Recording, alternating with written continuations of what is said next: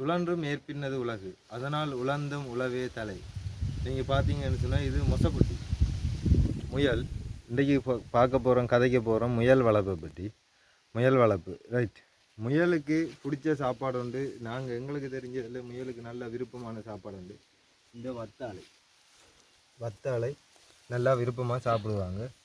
இப்போ ஆளை கொண்டு வந்ததில் கொஞ்சம் பயந்துட்டு இவரை கொண்டு வர வழியில் பாம்பு நின்றது. பாம்பு அடித்து எல்லாம் கொண்டு வரதுக்குள்ளே அது பயந்துட்டார் நல்லா. சரி பரவாயில்ல.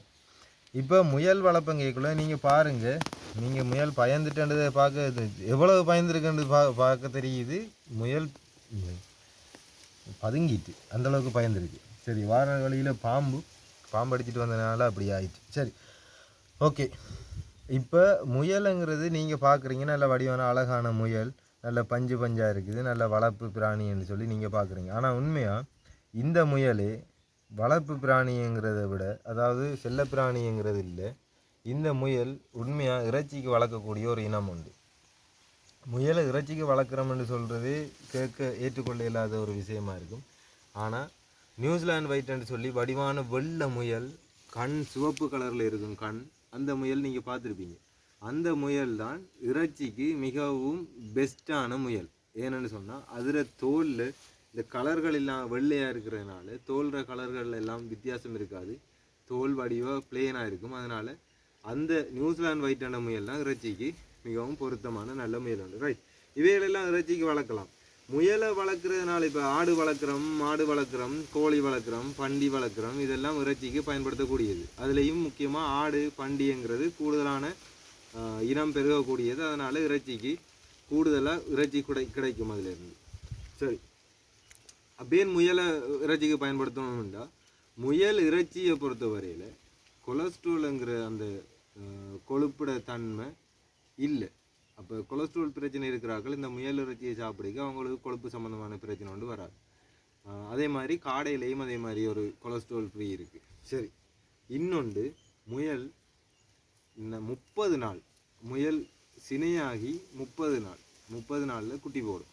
30 நாளில் குட்டி போட்டால் அதிலேருந்து ஒரு மேக்சிமம் ஆகக்கூடுனது ஒரு 15-20 நாள், அதுக்கு 20 நாள் அதுக்கு தேவை. என்னன்னு சொன்னால் அந்த குட்டிகள் பால் குடித்து அந்த குட்டிகள் முடி வளர்ந்து சாப்பிட வலிக்கிற காலம் வரைக்கும். அதில் அந்த 45-50வது நாள்லேயே திரும்பவும் இந்த முயலை இனவிருத்திக்காக விடலாம். இந்த முயல் சினப்பட்டுரும். அதிலேருந்து ஒரு 10-15 நாளைக்கு இந்த முயல் பால் கொடுக்கலாம். அதுக்கு பிறகு முயலை குட்டிகளில் இருந்து பிரித்து விட்டோம்னு சொன்னால் திரும்பவும் இது அடுத்த 30வது நாளில் இப்போ சினப்பட்டு 15 நாள் வரைக்கும் ஏற்கனவே இருந்த குட்டிகளோடு இருக்கும். அதுக்கு பிறகு திரும்ப 15வது நாளில் திரும்ப குட்டி போடும். அப்போ ஒரு வருஷத்தில் ஒரு 50 நாளைக்கு ஒருக்கா குட்டி போடுறதுனால வருஷத்தில் 7 தடவை குட்டி போடக்கூடிய மாதிரி இருக்கும். ஒரு பெண் முயல் ஒரு வருஷத்தில் 7 தடவை குட்டி போடும்னு சொன்னால் சராசரியாக அதில் குட்டியை நாம் 5லேருந்து 8 குட்டி வரைக்கும் கணக்கு பார்க்கலாம். 10-15 போடுறது இல்லாமல் இருக்குது. 8 குட்டி என்ற கணக்கு பார்த்தாலும் 7 49 7 8 56, சரி 56 வேணும். 50 குட்டி ஒரு முயலால் ஒரு வருஷத்தில் 50 குட்டிகளை ஈன முடியும். அப்போ 50 குட்டி வரும்னு சொன்னால் 50 முயலை நாம் உருவாக்கக்கூடிய மாதிரி இருக்கும் ஒரு வருஷத்தில். அப்போ 50 ஒரு முயல் 1000 ரூபான்னு பார்த்தோம்னு சொன்னால், நான் கதைக்கிறது இலங்கை காசு கணக்கில் கதைக்கிறேன். ஒரு முயல் 1000 ரூபா வரும்னு பார்த்தா 50 முயலும் 50,000 ரூபா வரும். நீங்கள் ஒரு முயல் வளர்த்தீங்கன்னு சொன்னால், அந்த முயலை நீங்கள் பராமரித்து வந்தீங்கன்னு சொன்னால் ஒரு வருஷத்தில் உங்களுக்கு 50,000 ரூபா நீங்கள் எடுக்கக்கூடிய மாதிரி இருக்கும். சரி, இதில் முயல் வளர்ப்பில் இன்னொரு விஷயம், இந்த முயல் ஒரு முழு முயல் நல்லா வளர்ந்த ஒரு முயல். இது சாதாரண முயல். ஜியன்பனின்னு சொல்லி ஒரு முயல் ஒன்று இருக்குது, 10-15 கிலோ வரைக்கும் வளரக்கூடியது. அதை பற்றி நான் கதைக்கல. இந்த முயல் சாதாரணமாக நீங்கள் பார்த்த முயல்கள், வீட்டில் வளர்க்கக்கூடிய முயல்கள். இந்த முயல் வளர்ந்து வரும்னு சொன்னால், நல்லா வளர்ந்து நல்ல சாப்பாடு கொடுத்து வளர்த்தீங்கன்னு சொன்னால் இதிலேருந்து வரக்கூடிய இறைச்சி 2 கிலோ இறைச்சி வரும். சரியா? இப்போ இறைச்சியை கணக்கு பார்த்தா, இறைச்சியில் கணக்குக்கு பார்த்தா 1 கிலோ இறைச்சி 1000 ரூபான்னு பார்த்தாலும் 2 கிலோ இறைச்சி நீங்கள் இறைச்சியாக விற்கிறதா இருந்தால் இந்த முயலை 2000 ரூபாய்க்கு விற்றுடலாம். சரியா? இது ஒரு தொழில் வாய்ப்பாக நீங்கள் செய்து கொண்டு இருக்கலாம். சரி, முயல் சில வேளை முயல் வளர்க்குறாக்கள் இருப்பீங்க, இதில் இருக்கிறாக்கள்லேயும் முயல் வளர்க்குறாக்கள் இருப்பீங்க. முயல் வச்சுருப்பீங்க, ஒரு 5-6 முயல் ஒரு ஐடியா வச்சுருப்பீங்க. அதில் ஆண் முயலும் இருக்கும். ஆனால் அந்த இனவிருத்தி நடக்காது, அதாவது க்ளோஸ் பண்ணுறது மேட்டிங் என்கிற விஷயம் நடந்திருக்காது. ஏன் நடக்கலைன்னு பார்த்தா அந்த ஆண் முயலும் பெண் முயலும் ஒரேடியாக இருக்கக்கூடாது. பெண் முயலை தனித்தனி கூட்டில் வச்சுக்கொள்ளுங்க, ஆண் முயலை தனியாக ஒரு கூட்டில் வச்சுக்கொள்ளுங்க.